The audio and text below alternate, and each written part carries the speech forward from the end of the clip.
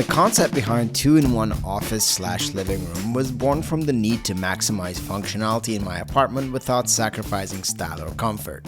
I wanted to create a space that could seamlessly separate, yet transition between productive work hours and relaxing evenings, all while maintaining a cohesive aesthetic. The design approach is focused on three key principles: flexibility, visual harmony, and purposeful zoning. And the intention was to prove that you don't need separate rooms to maintain a work-life balance. Through thoughtful placement of furniture, deliberate design choices, I created distinct zones within one big space. The result is a room that adapts to my needs throughout the day, while keeping both productivity and comfort at the forefront. And of course, the core of the setup is tech. This is my living room/office space, and in this video, I'll tell you everything about the setup.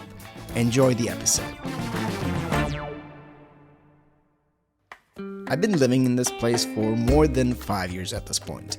I lived here well before starting to make YouTube content too. Although I have reached a point where I have really outgrown the space, I still like to make frequent changes to optimize the space to my needs. You know, I have done multiple setups in this unit, and one thing that I always found difficult was working with this sort of open space. With open spaces, a space that is small will give you the illusion of the place being bigger. I personally prefer places that are more structured, that have walls. For example, I would love to have an entryway, a hallway when I enter my apartment, my office. I think that is just a really nice and gradual way to getting into your apartment, your living room, rather than opening the door and just seeing everything right there. So I guess I can say I'm not the biggest fan of the open concept. I think my next place will definitely be a lot more structured. It will certainly have the capacity to spread some of my setups onto different rooms. But if you have an open space yourself and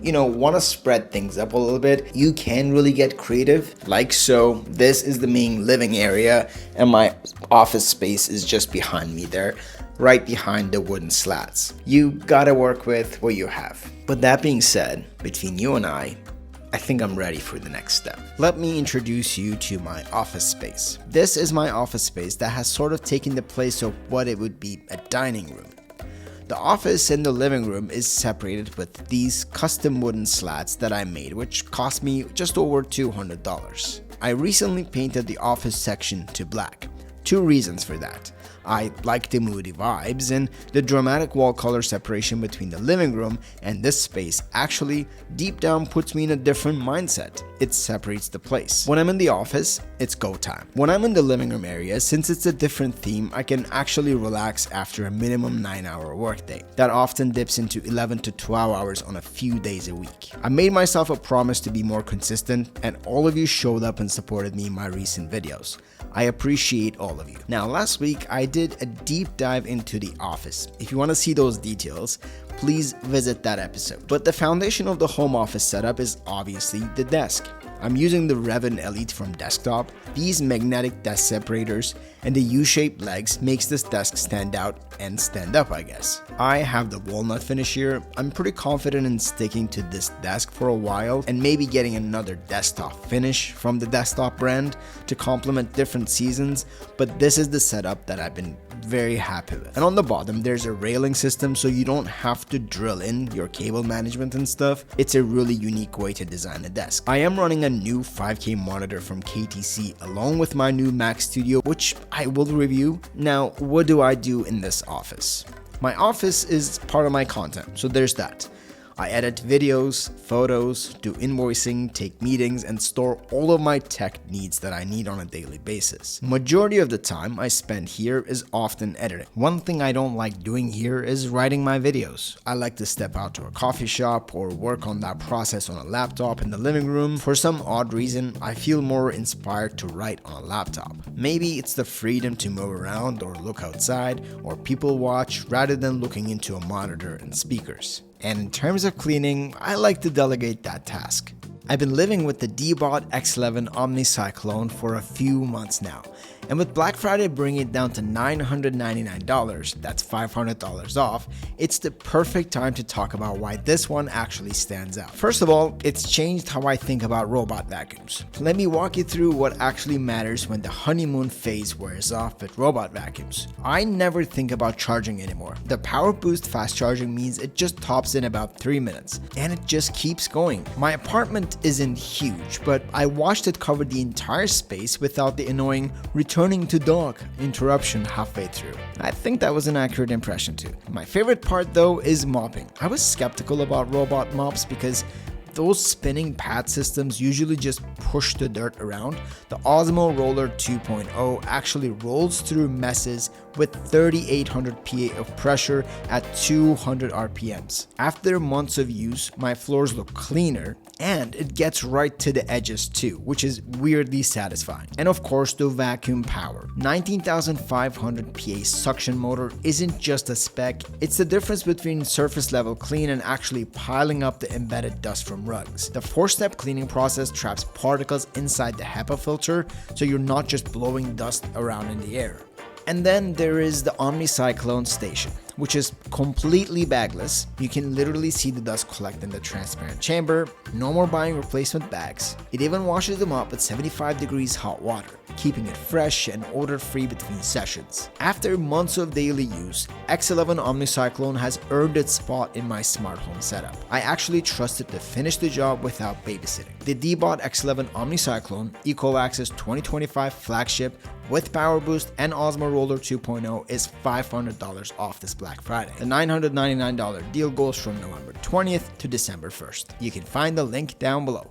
The main living area splits in a few different sections as well. The main section is dedicated to chilling out, then there's a gaming section and a wall where I sort of experiment with different ideas. The main living room area is all about comfort. I am a living room YouTube consumer. Here I come.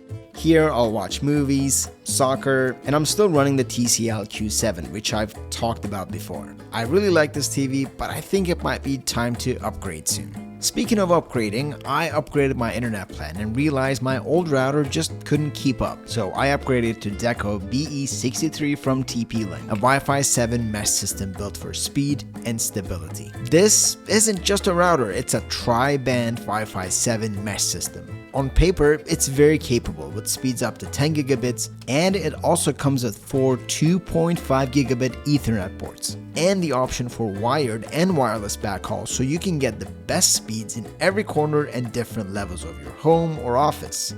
And on top of all this, it also has MLO. The Deco BE63 comes with 3, 2, or 1 pack. For a small place like mine, one of these nodes will do the trick for me.